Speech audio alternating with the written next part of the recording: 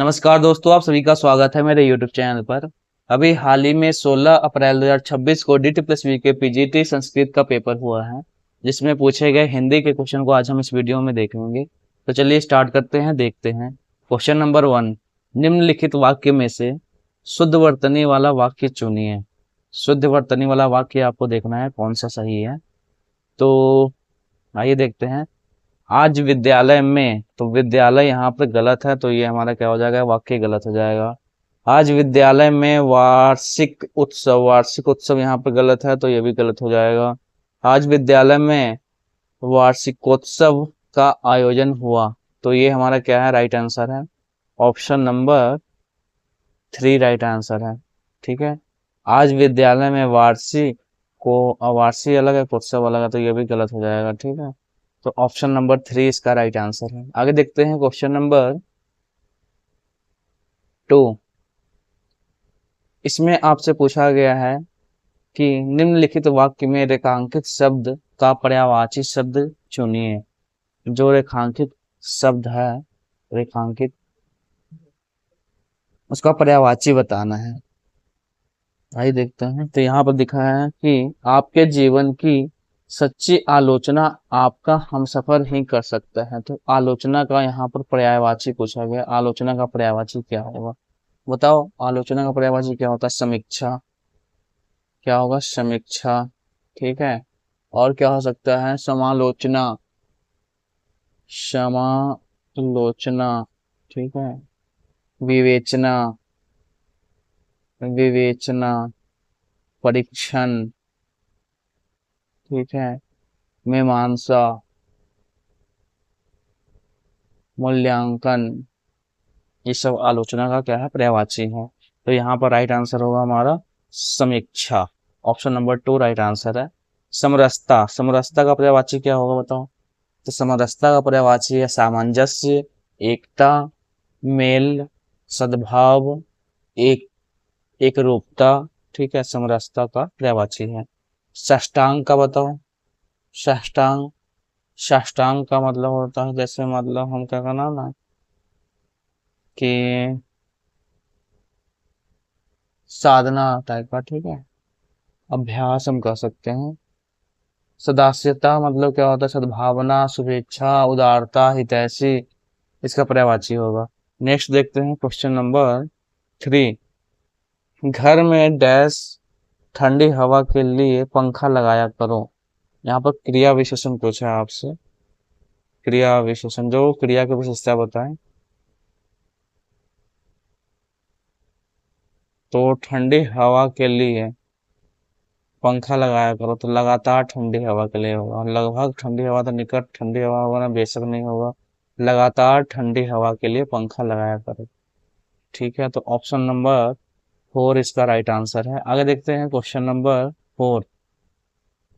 देखो, नीचे वाक्य के अवयव स्थित खंड दिए गए हैं, इन्हें सही क्रम में लगाकर पूर्ण वाक्य बनाने वाले विकल्प का चयन कीजिए। आइए देखते हैं। यहाँ पर लिखा हुआ है, कार्यक्रमों को देखकर कभी हमारा मन टेलीविजन पर संगीत और मनोरंजन से भरपूर। तो पहला तो क्या होगा?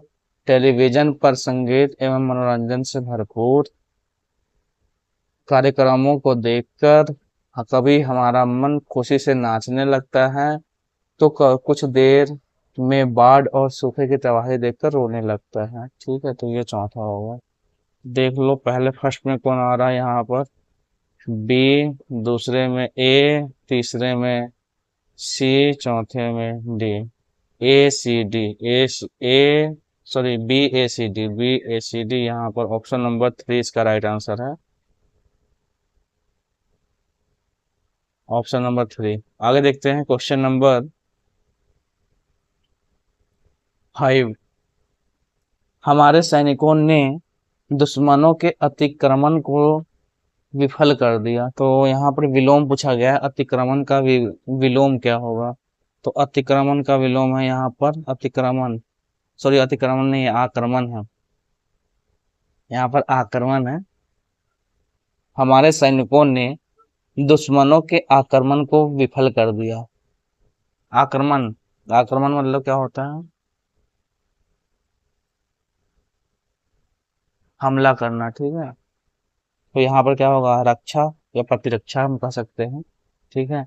तो ऑप्शन नंबर 3 इसका राइट आंसर है। प्रहार का क्या होगा, बताओ, प्रहार का भी रक्षा होगा, विलोम। आवर्तन, आवर्तन मतलब क्या होता है, पुनरावृत्ति, ठीक है। तो अनावर्तन इसका होगा, अनावर्तन, आवर्तन का अनावर्तन होगा। अभिक्रम है तो अभिक्रम मतलब होता है पहल करना, अनभिक्रम होगा, अनभिक्रम,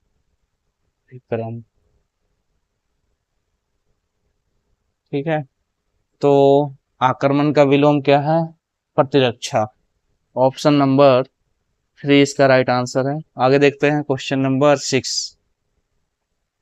इसमें भी रिक्त स्थान के लिए उपयुक्त क्रिया विशेषण का चयन करना है। विवाह के लिए समझदारी और सहयोग का होना, नहीं, तो नहीं वाला तो होगा नहीं, भर, अत्यंत आवश्यक है, ठीक है, अत्यंत आवश्यक है। ऑप्शन नंबर 3 इसका राइट आंसर होगा। अगला देखते हैं क्वेश्चन नंबर 7। उसने डैश से भरे हुए कई गीत सुनाए, उचित विशेषण का प्रयोग करना है। तो मध्यम होगा ही नहीं, पहले भी नहीं होगा, वीरता से भरे हुए, ठीक है। वीरता यहाँ पर क्या है, विशेषण है। तो वीरता से भरे हुए कई गीत सुनाए, ऑप्शन नंबर 3 राइट आंसर है। ये तो देख कर पता चल जाता है, ठीक है। ऑप्शन को आप देखो, अपने आप पता चल जाता है। आगे देखते हैं क्वेश्चन नंबर 8। इसमें कर्ता कारक लगाना है आपको, कौन सा होगा, किशोर ने गाना गाया। तो ने कारक होगा यहाँ पे, कर्ता ने कर्म को करण से संपादन को के लिए आपको, तो जितनी भी कारक विभक्ति है आपको याद होनी चाहिए, ठीक है। आगे देखते हैं क्वेश्चन नंबर 9। नीचे वाक्य के अवस्थित खंड दिए गए हैं, सही क्रम में से लगाना है।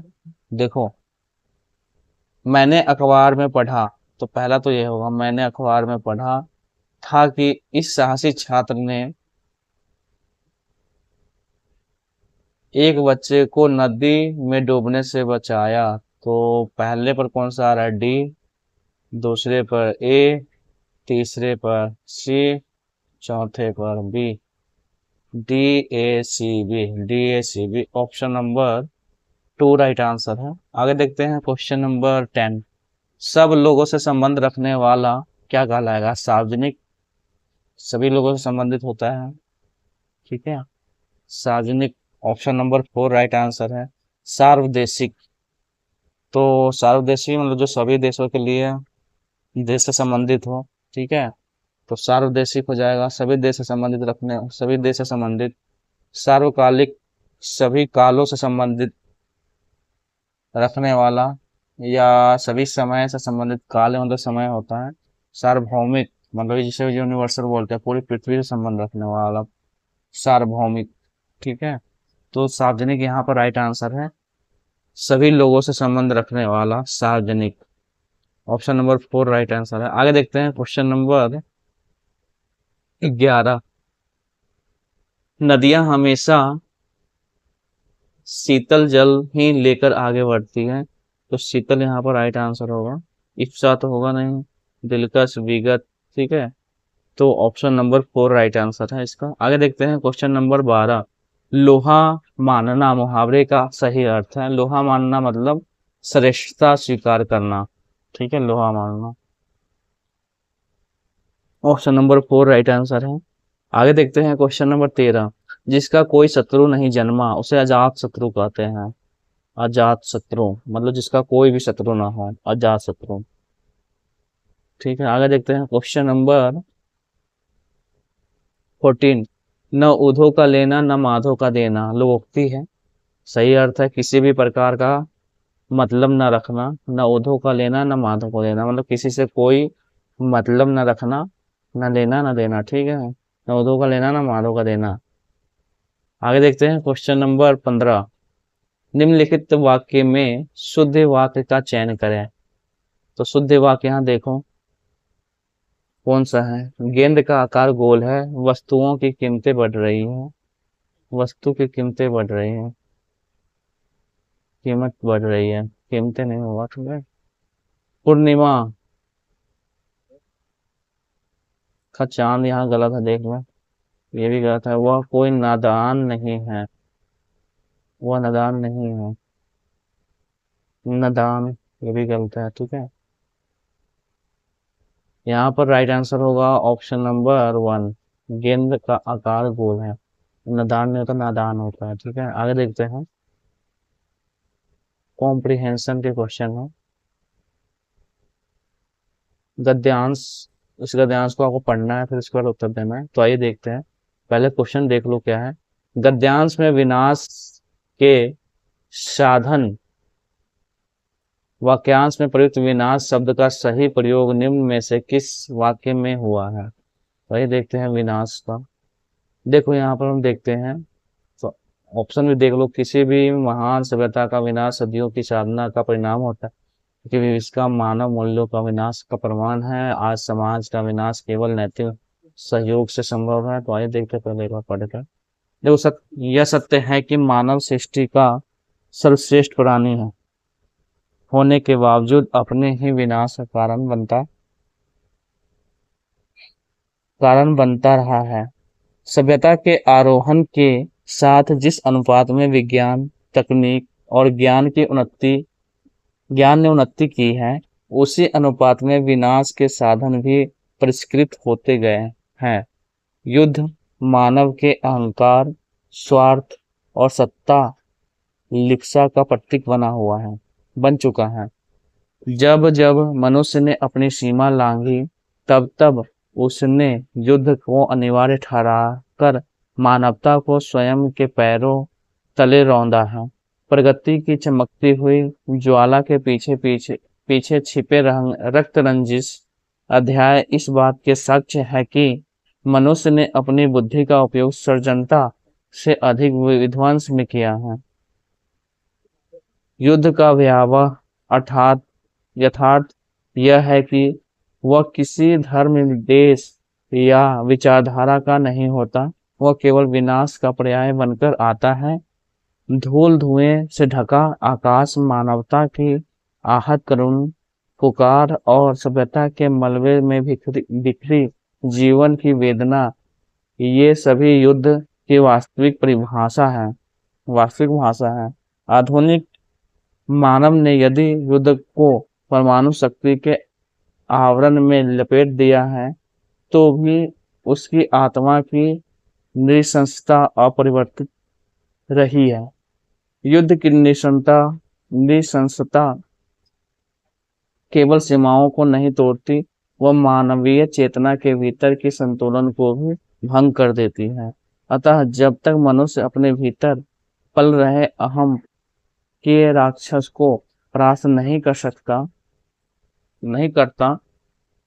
तब तक वह स्वयं को सभ्य कहने का अधिकारी नहीं बन सकता। युद्ध अंततः मनुष्य की आत्मा की पराजय है और यही उसका सबसे बड़ा दुख है। तो विनाश के साधन, तो यहाँ पर देखो विनाश का साधन यहाँ पर हमने देखा था।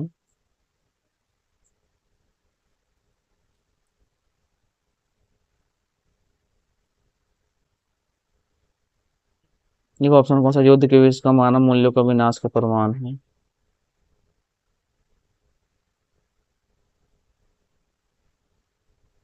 इसमें देखो यहाँ पर लिखा है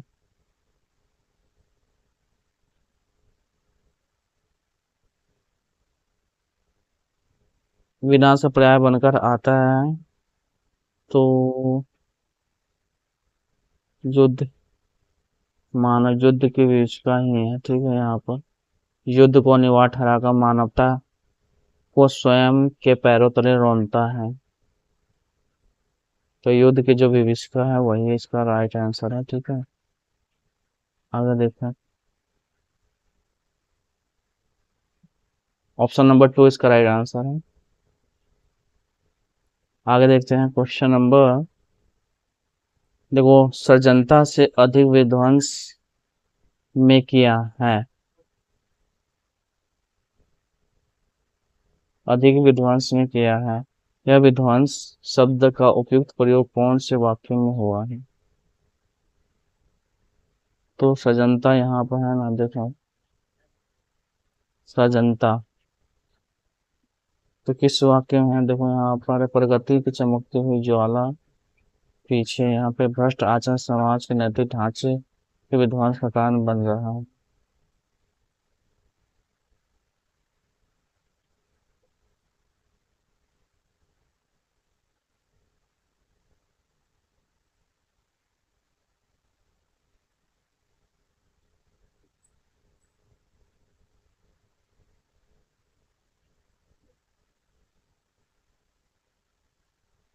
सृजनता सृजनशीलता का विध्वंस स्वतंत्र सोच और गहन संवेदना संगम से जन्म लेता है, ऐसा तो है नहीं। राष्ट्र विध्वंस केवल भौतिक प्रगति से नहीं बल्कि नैतिक और सांस्कृतिक मूल्यों की स्थापना से हुआ। राष्ट्र विध्वंस शुरुआती में की जा रही है, यहाँ पर भ्रष्ट आचरण समाज के नैतिक ढांचे के विध्वंस का कारण बन रहा है, ये सही है। ठीक है, तो इसलिए ऑप्शन नंबर 3 इसमें राइट आंसर है।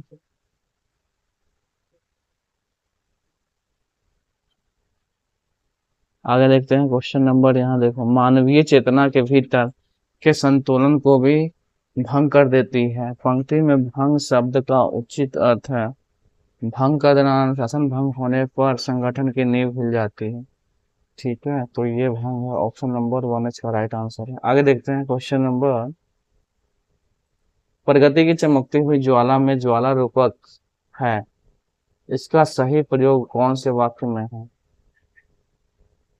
तो अन्याय के विरुद्ध उसके हृदय में प्रतिशोध की ज्वाला प्रज्वलित हो होते हैं, तो प्रतिशोध की ज्वाला में ही होगा। ठीक है, ज्वाला की धारा में सब कुछ बदल जाता है, ये तो होगा नहीं, ज्वाला की धारा तो होगा नहीं।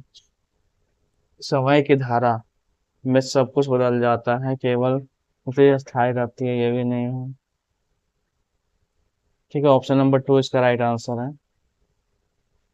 आगे देखते हैं क्वेश्चन नंबर 20, मानव के अहंकार, स्वार्थ और सत्ता लिप्सा का प्रतीक में लिप्सा शब्द का सटीक प्रयोग निम्न में से किस वाक्य में हुआ? सत्ता लिप्सा ने उसकी नीति और नैतिकता को दूषित कर दिया, यही है इसका राइट आंसर, ऑप्शन नंबर 2। तो ये 20 क्वेश्चन कंप्लीट हो गए। आई होप वीडियो आपको अच्छी लगी होगी। अगर वीडियो अच्छी लगी तो लाइक करें, सब्सक्राइब करें, शेयर करें। मिलते हैं नेक्स्ट वीडियो में। जय हिंद, जय भारत।